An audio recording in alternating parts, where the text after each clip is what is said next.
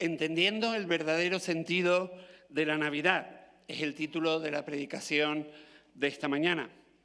El problema de abordar este pasaje hoy en día, y además con este título, es que todos pensamos que entendemos el verdadero sentido de la Navidad, que ya nos lo sabemos, y que el verdadero sentido de la Navidad está en los versículos 6 y 7 de Lucas, capítulo 2.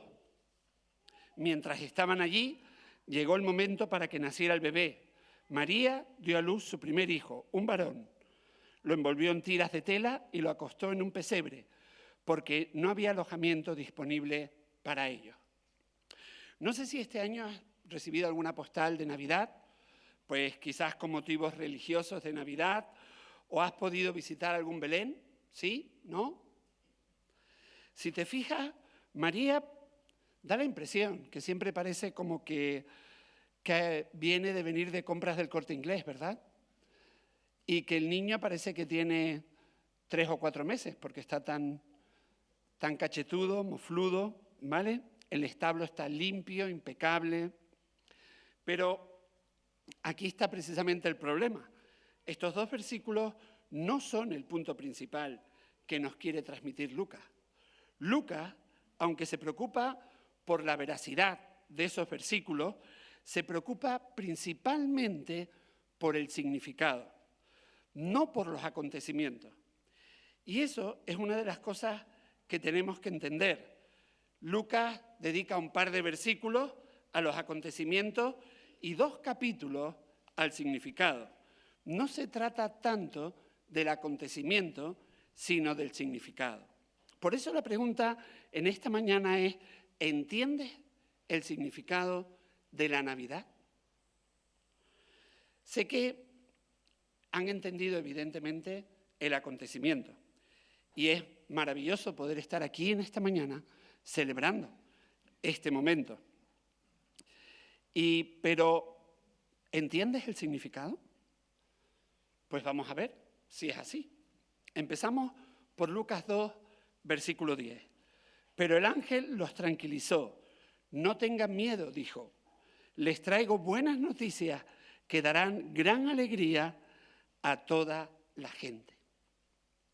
Y únicamente podemos llegar a entender la Navidad, de hecho, a entender el cristianismo, sí y solo sí, la llegada de Cristo en Navidad es la mejor noticia que jamás hemos escuchado en nuestra vida. Y si no es así, puedes estar seguro de que no la has entendido. Y te pregunto, ¿es la llegada de Cristo en Navidad la mejor noticia que hayas oído nunca?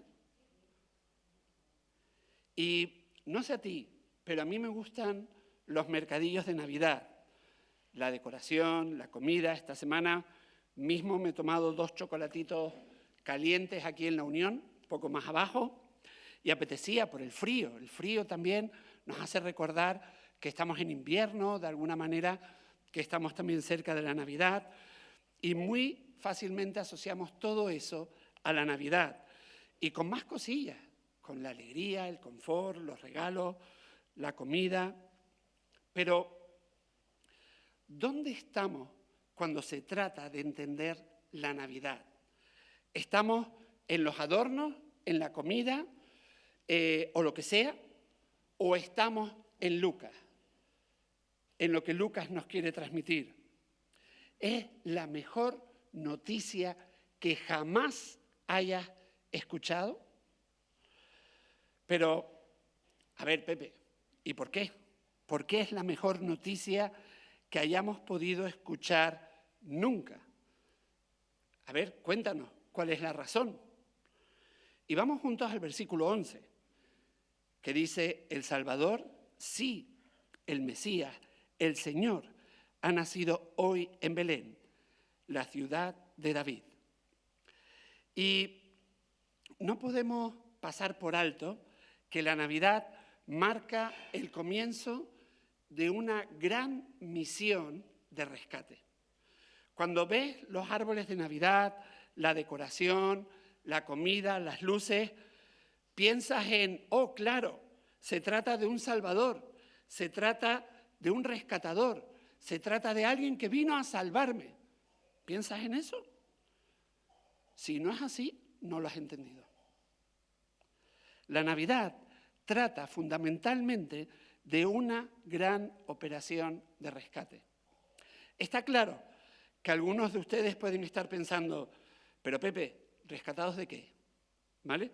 Si además yo soy, para aquellos que están a mi lado, soy una bendición. La gente lo pasa bien conmigo y encima ayudo a la mayoría de la gente que está a mi alrededor. ¿Rescatado de qué? Y llegado aquí, es bueno que nos preguntemos cómo es realmente nuestro mundo. ¿Guerras? ¿Desigualdades? ¿Injusticias? La ONU en su página web pues ha tenido este encabezado. El 10% de la población concentra actualmente el 52% de la riqueza global. ¡Wow!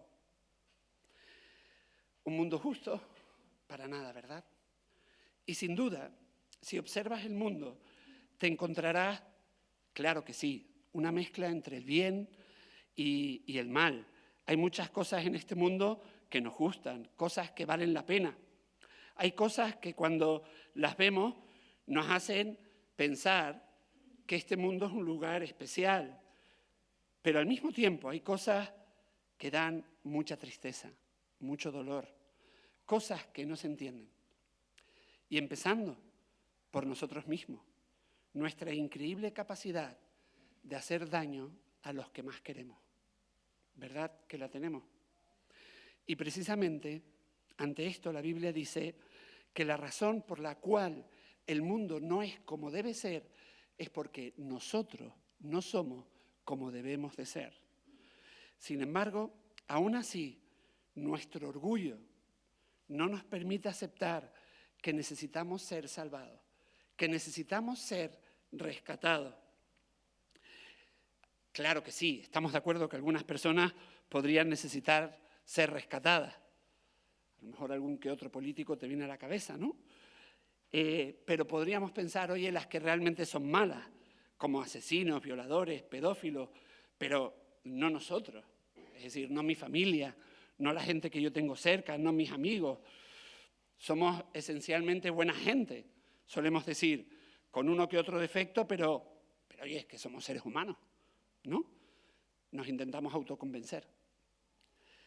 Y eso es lo que Rousseau pensaba y ha filtrado a lo largo de los años en nuestra sociedad. Él decía, tenemos que volver a la naturaleza, a la razón, porque la naturaleza es buena y el hombre es bueno por naturaleza. En cambio, la Biblia dice todo lo contrario, ¿verdad? De alguna manera nos sentimos confiados en que nuestras cualidades, si las pesamos con nuestras cosas que no son buenas, pues pensamos que nuestras cualidades sobrepasan a nuestros defectos, que somos lo suficientemente buenos para Dios, pero debemos de hacernos la difícil pregunta de cómo soy realmente. Y la realidad, si somos sinceros, es que hay una brecha entre lo que somos y lo que nos gustaría ser. Porque muchas veces confundimos ese ideal de lo que nos gustaría ser con lo que somos realmente. Y el problema con esta brecha es que sobre todo apunta al hecho de que no hemos dejado que Dios sea Dios en nuestra vida. Y eso es lo que significa. Ama al Señor con toda tu mente, con todas tus fuerzas, con todo tu ser. Y si no entiendo eso, nunca entenderé la Navidad. Nunca la entenderé como la mejor noticia que haya podido escuchar jamás. Porque la cuestión es que llegará un día en que Dios dirá, Pepe, ¿te conozco? ¿Qué pasa con tu vida? ¿Qué pasa con tus pecados? Y como Pepe, podría ser cualquiera de nosotros, ¿verdad? Y perdona, pero ¿no sería una explicación honesta de la Navidad si no les dijera lo siguiente. Si no leyera Hebreos 4:13, no hay nada en toda la creación que esté oculto a Dios. Todo está desnudo y expuesto ante sus ojos, y es a Él a quien rendimos cuentas. Dios realmente sabe cómo somos. No hay nada que se le escape. Cómo tratamos a Dios, cómo nos relacionamos con Él, cómo tratamos al otro, cómo nos tratamos unos a otros, lo que pensamos, lo que deseamos, nada se le escapa. Dios, el Creador, el sustentador, lo sabe todo. Y dice que un día habrá un juicio, que un día le rendiremos cuenta. ¿Un juicio? Es decir, ¿de verdad, Pepe, que vas a hablar hoy de eso? ¿En Navidad? Pues sí, porque para entender todo esto no podemos dejar de nombrarlo. Y la realidad es que es algo bueno, porque significa que a Dios le importa cómo te trato. A Dios le importa cómo me tratas, cómo nos tratamos unos a otros y cómo tratamos al resto. Dios no lo esconde debajo de una alfombra. Le preocupa profundamente cómo te tratan. Le preocupa profundamente las injusticias que ocurren en nuestro mundo. Dios no es indiferente. Y eso es bueno, muy bueno. Y en la Biblia, el juicio de Dios no se opone a la bondad de Dios, sino que es una prueba de su bondad. Precisamente porque Él es bueno, juzga y pide cuentas. Precisamente por eso. Pero eso nos deja con un problema, una pregunta. ¿Quién va a pagar? ¿Vale? ¿Quién va a pagar ese día del juicio? ¿Quién responde ante esa pedida de cuentas? Y es ahí cuando llegamos a esa misión de rescate, al rescate de la Navidad, porque al nacer Jesús, como leemos en Mateo 1, 20, 21, un ángel del Señor se le apareció en un sueño. José, hijo de David, le dijo el ángel, no tengas miedo de recibir a María por esposa, porque el niño que lleva dentro de ella fue concebido por el Espíritu Santo. Y tendrá un hijo y lo llamará Jesús, porque él salvará a su pueblo de sus pecados. Y en el momento en que Jesús nace, se le da la descripción de su trabajo, de su función, de su propósito en su nombre. Y en el momento en que nace, estamos anticipando su muerte, cuando 33 años después, habiendo llevado una vida perfecta, grita en la cruz, teletesti, todo se ha cumplido, consumado es, como podemos leer en Juan 19, 30. Y en ese momento Jesús me está diciendo, Jesús te está diciendo, Pepe, yo me encargo de tu pecado y moriré en la cruz por ti. Y el Antiguo Testamento predice que Jesús vendría a realizar esta obra salvadora. Si leemos en Isaías 53, 6, todos nosotros nos hemos extraviado como ovejas, hemos dejado los caminos de Dios para seguir los nuestros. Sin embargo, el Señor puso sobre él, sobre Jesús, los pecados de todos nosotros.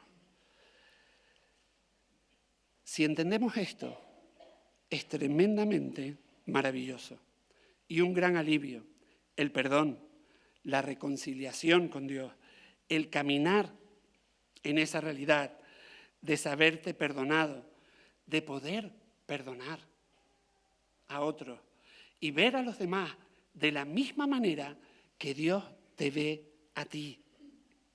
Porque Jesús murió por ti en tu lugar y desde el momento en que nació estaba destinado a hacerlo. Y damos gracias por las bendiciones que nos da como iglesia, ¿verdad? Son muchas, pero entre ellas están los bebés que han nacido en los últimos meses, ¿no? Si no me despisto, han sido Bruno, Elliot, Agustín, María, una bendición, ¿verdad? Y soy consciente del amor, del cariño, de la entrega, de lo que significa ser padre, tanto de Luis, de Mateo, de Isaac, de Cuba, que aunque no es de nuestra iglesia, pero se acuerdan que nos encomendaron orar por Laura y por María. Y si les preguntan a ellos, yo creo que lo dirían claramente. Incluso podría llorar al decir cuánto aman a sus hijos. Y ahora, aquí está la cuestión en Navidad.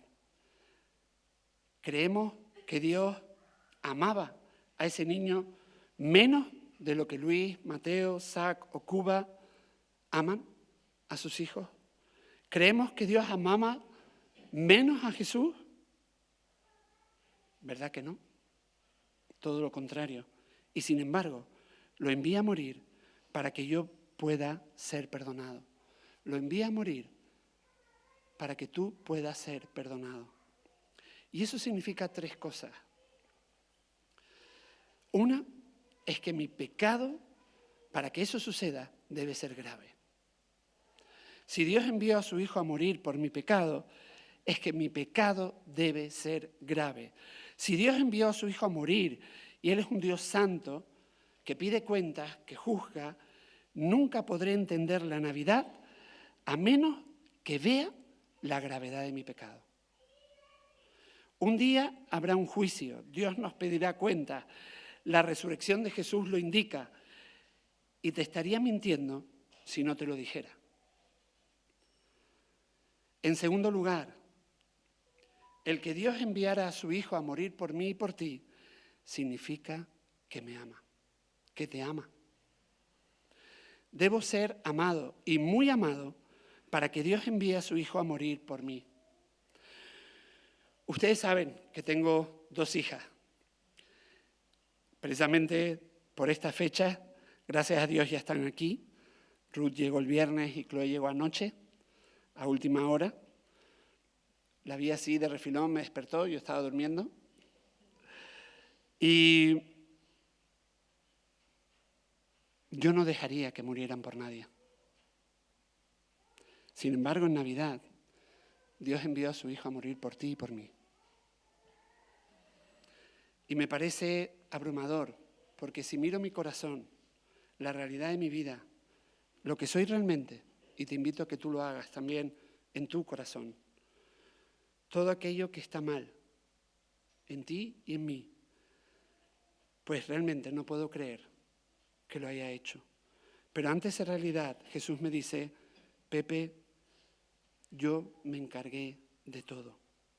Y es increíble ese amor tan grande. Así que si no comprendo ese amor tan grande de Dios por mí, no comprendo tampoco el verdadero sentido de la Navidad. Y por último, en tercer lugar, es un regalo.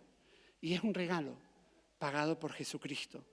No puedo pagar por mis malas acciones, no puedo hacer nada.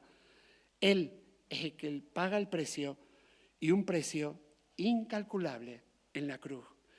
Y la pregunta es, ¿vas a desenvolver ese regalo? ¿Vas a abrirlo? Y la pregunta también es, ¿vives con ese regalo presente en tu vida? Es algo parecido como cuando le regalas a un niño una camiseta y se la pone hoy, le encanta, se la pone mañana, se la pone pasado, se la pone el otro, y tú dices, estás loco, cámbiate de camiseta. Pues no me cambio de Cristo. Lo necesito cada día y ese regalo me lo pongo cada día. La pregunta es, ¿estamos en Él cada día? ¿Has preparado alguna vez algún regalo y la persona al que va dirigido ni siquiera lo desenvuelve o no lo quiere? Porque hace así y dice, un libro. ¿Vale? O no lo quiere. Es duro, molesta, ¿verdad? En Navidad, Dios nos da el mejor regalo. Envía a su Hijo a morir y muchos simplemente pasan de largo. Y nosotros les decimos, pero, por favor, párate, ábrelo. Porque lo que pasa con los regalos es que tienes que hacerlos tuyos, tienes que abrirlos y tienes que usarlos. ¿Cómo sabes si tienes que desenvolverlo? Y ahí está la pregunta. ¿Cómo sabes si realmente has recibido la Navidad? ¿Has entendido el verdadero sentido de la Navidad? Ya lo hemos visto en esta mañana. Si la llegada de Cristo en Navidad no es la mejor noticia que hayas oído nunca, entonces puedes estar seguro de que la estás malinterpretando. Y si estás aquí sentado y piensas, bueno, en realidad no es la mejor noticia que haya oído nunca, Pepe, es bueno que seamos sinceros, evidentemente, porque es lo único que nos puede llegar a entender que sí es realmente la mejor noticia que jamás hayamos escuchado. Pero entonces, es genial que hayas venido en esta mañana, pero me encantaría invitarte a que vengas el día 25 a las 7 de la tarde para que puedas seguir desenvolviendo esta noticia, para que puedas preguntar acerca de la importancia o cualquier pregunta que tengas, a preguntarte, a examinarte a ti mismo y ver en qué punto estás, a participar, por ejemplo, en el corazón del cristianismo, que es un curso de 7 semanas que presenta el Evangelio de Marcos, o a pedirle a un amigo cristiano que pueda leer contigo un evangelio, por ejemplo, el Evangelio de Juan, material que tenemos que se llama La Palabra 1 a 1. Y si en cambio llevas muchos años en el Evangelio, o algunos años, y has perdido la capacidad de asombro, y no te dejes engañar cuando decimos, no, es que Jesús no nació el 24. Sí, es cierto, pero Jesús nació. No dejes de quitarte esa realidad por esa cuestión. Jesús es real, auténtico, y Dios se hizo hombre por esto que estamos comentando en esta mañana, precisamente para morir por ti y por mí, para venir en esa misión de rescate por nosotros. Y si llevas muchos años en el Evangelio y has perdido esa capacidad de asombro y ya no piensas que es la mejor noticia que hayas oído nunca, es que en algún momento te has quedado estancado o estancada. Y te animo igualmente a que te acerques más a la palabra, a que realmente busques ayuda, a que puedas hacer un discipulado, a que busques a Dios en tu devocional. Y puedes empezar mañana con el devocional de esta predicación, que lo mandamos para poderlo hacer durante toda la semana. ¿Por qué la Navidad es la mejor noticia que hayas escuchado nunca? Y si no puedes entender eso, que es la mejor noticia que jamás hayas escuchado, entonces, cuando lo entendemos, cuando lo comprendemos, es que entendemos el verdadero sentido de la Navidad. Amén. Oremos. Pero el ángel los tranquilizó. No tengan miedo, dijo.